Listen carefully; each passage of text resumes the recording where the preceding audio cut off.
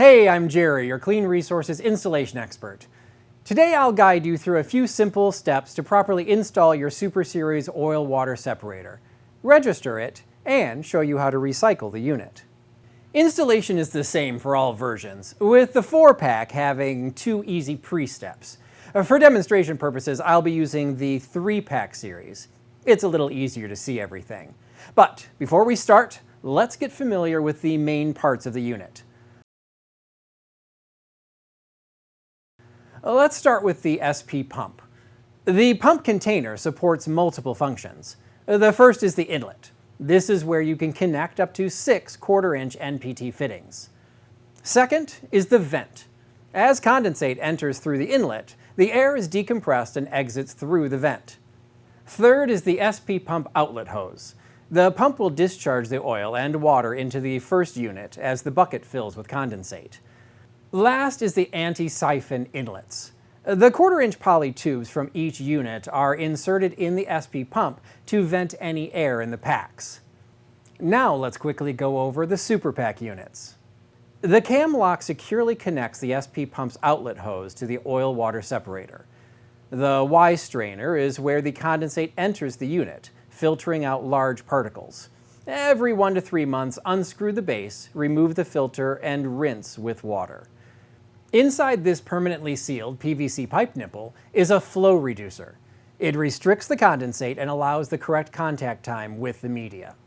The 3 1/4-inch braided hoses connect each unit in series, allowing condensate to pass through the media beds and into the outlet.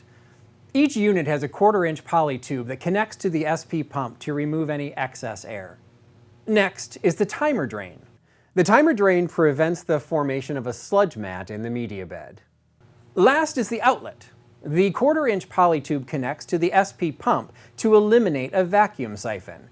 The 3 1/4-inch rubber hose allows the clean condensate to be drained.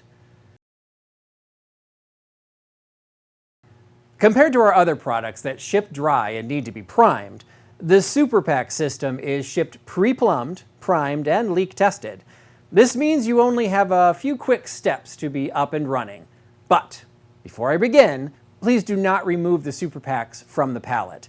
There's a whole lot that could go wrong. The warranty would be voided, but more importantly, each drum weighs over 1,000 pounds, so we don't want anyone to be hurt. If you have a Super-Pak 4, you have 2 quick and easy pre-steps to perform. You'll notice the SP pump is strapped between the 4 units. Cut the strap holding the SP pump and place it on the floor between Unit 1 with the Y strainer and Unit 4 with the outlet. Second, uncoil the 5 anti-siphon 1/4-inch poly tubes attached to each of the drums and the outlet and connect them to the 1/4-inch MNPT push-to-connect fittings on the SP pump lid. Those steps were specific to the Super-Pak 4. The rest of the steps are for all units. Cut the zip tie holding the 3 1/4-inch rubber hose to the unit. Uncoil and position it near a drain. It's recommended that the hose lay flat or slopes downhill, avoiding airlocks, kinks, or excess coil in the hose. Remove the drain plug by cutting off the end of the hose, about 1.5 inches from the end. Water will begin to flow out of the unit, but don't panic. This is normal. Water will flow until the pressure is equalized. Cut the hose to the length as needed. To connect your compressor to the Super-Pak system, you'll need a 1/4-inch MNPT push-to-connect fitting and 1/4-inch poly tubing for each compressor. You can purchase these items from most local hardware or plumbing supply houses, or order them directly from Clean Resources by calling 800-566-0402. At the top of the SP pump, remove 1 red cap from the inlet for each compressor or downstream component and replace it with a push-to-connect fitting. These only need to be finger tightened. Do not over-tighten the fittings. Over-tightening will crack the plastic housing.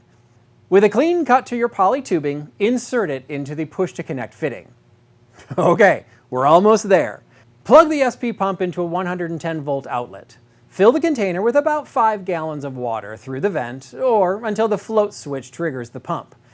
If the SP pump does not turn on, remove the cover and check that the float switch is free moving up and down. While the pump empties the container, look for water to discharge from the outlet hose into the drain and check for leaks. Finally, connect a 1/4-inch poly tube from any clean shop air source to the push-to-connect fitting on the left side of the timer drain, the side labeled in. Plug in the timer drain to a 110-volt outlet. Press the test button on the timer drain. You should hear a low gurgling sound as the timer drain sends a burst of air into the system. If you don't hear the bubbles, check that your power source and air source are turned on and that your poly tubes are connected to the correct in and out fittings on the timer drain. That's it. You're now 100% EPA compliant. Guaranteed. Now that your installation is complete, it's essential to register the unit for the warranty and recycling. From your phone, scan the registration QR code on the label and fill in the form. Or from a computer, go to cleanresources.com and select Register from the menu at the top of the page. Enter your unit serial number and click Search. A form will appear with some of the information pre-filled. Enter the remaining information and click the Submit button to complete your registration. It's that easy. You notice the discharge water has turned cloudy. This means your oil-water separator has reached its end of life. Now what? Don't worry, we've got you covered. Cut the 3/4-inch rubber hose about a foot from the outlet.